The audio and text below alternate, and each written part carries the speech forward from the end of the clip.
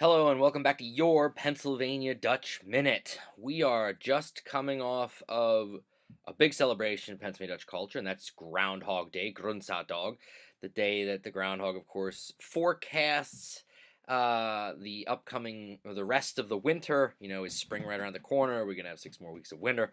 But he's not the only animal or um, he's not the only animal that we use to help forecast the weather. Of course, he's the most famous, but Pennsylvania Dutch culture and language is full, and I mean absolutely full of phrases, of bits of knowledge that have been passed down for hundreds of years, generation to generation, of ways to kind of forecast or tell what the weather is going to do.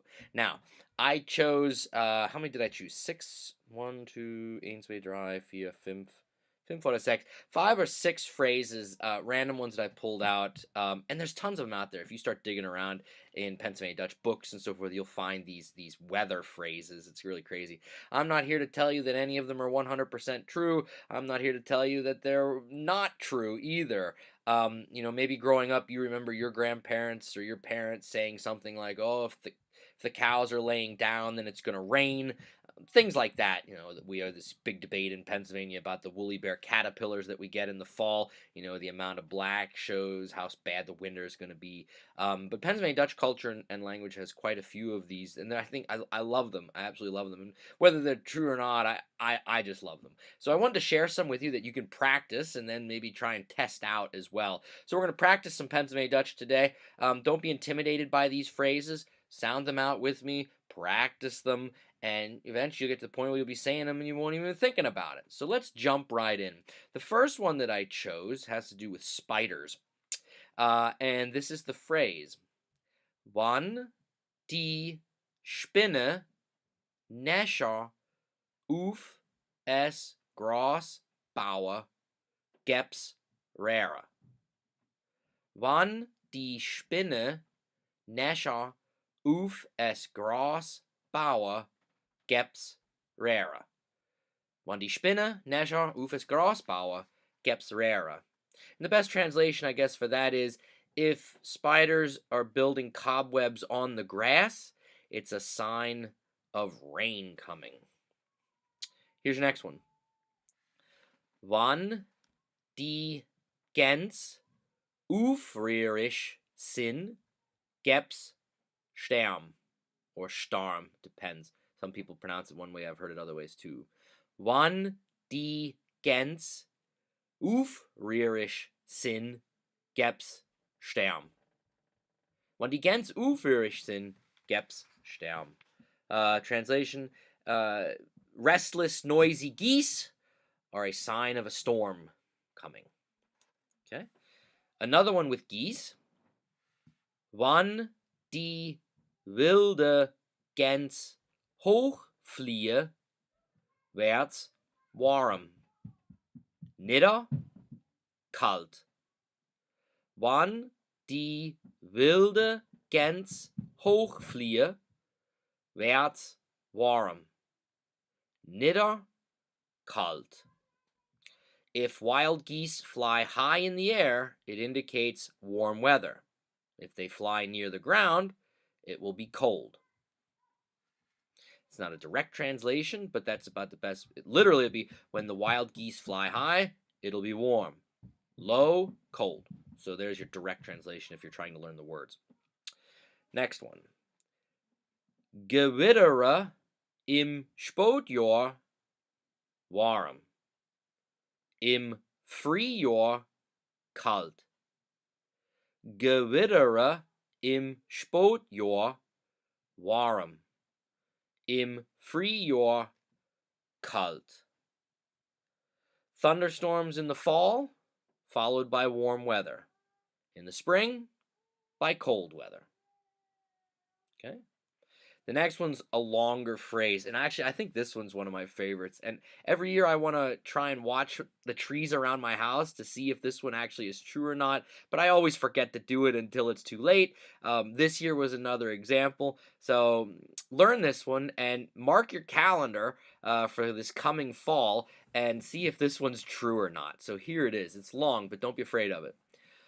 Wann die Blätter erst vom Gipfel von de beim Falle gäb's en leichter Winder. Falle sie erst neben rum, gäb's en harder Winder. Wann die Blätter erst vom Gipfel von de beim Falle, gäb's en leichter Winder. Falle sie erst nebenrum, gäb's en harder Winder. So, in regular speed, wann die Blätter erst vom Gipfel von dem Baum fallen, gäb's en leichter Winder. Falle sie erst nebenrum, gäb's en harder Winder. And the translation for that is, if the tops of the trees are bare, while the sides are still covered with leaves, the winter will be mild.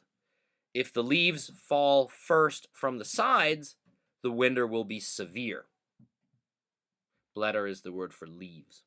Okay. And again, that's one I always want to. I think about it, but I always think about it too late. By the time I think about it, then all the leaves are down, and then I forget to look what had happened first. I don't know. But one last one, and this one has to do with another animal. We're going back to animals. We used geese before, and of course we have the groundhog and spiders. Well, here's one more. We'll close with this one. Warmer bis Katze im Winter riecht, gäb's gelind Wetter. Warmer bis Katze im Winter riecht, gäb's gelind Wetter. It's a sign of mild weather in winter if you smell skunks. Biskatze is the word for skunks in Pennsylvania Dutch. So there you go. Some phrases that you can practice, if nothing else. Maybe jot them down and then keep an eye on the weather. If you get out there in the middle of the winter and you smell a skunk, well, then see if it's actually true that mild weather's going to come. Watch the leaves next year on the trees. Watch your geese, because we're always keeping an eye on the geese and spiders as well. Just some great old, as we say in Pennsylvania Dutch, Weisheide, bits of knowledge that have been passed down from many generations to today. There was a lot of Pennsylvania Dutch today. Bend your tongues a little bit, but that's how you're going to get better. Keep practicing. And I haven't had any emails in a while, so my bag of future topics is starting to run low. If you have an idea for a future video, then please, by all means, shoot me an email. I know I've been heavy here the last ones with cultural stuff and shied away from language topics. Today's, of course, was an exception.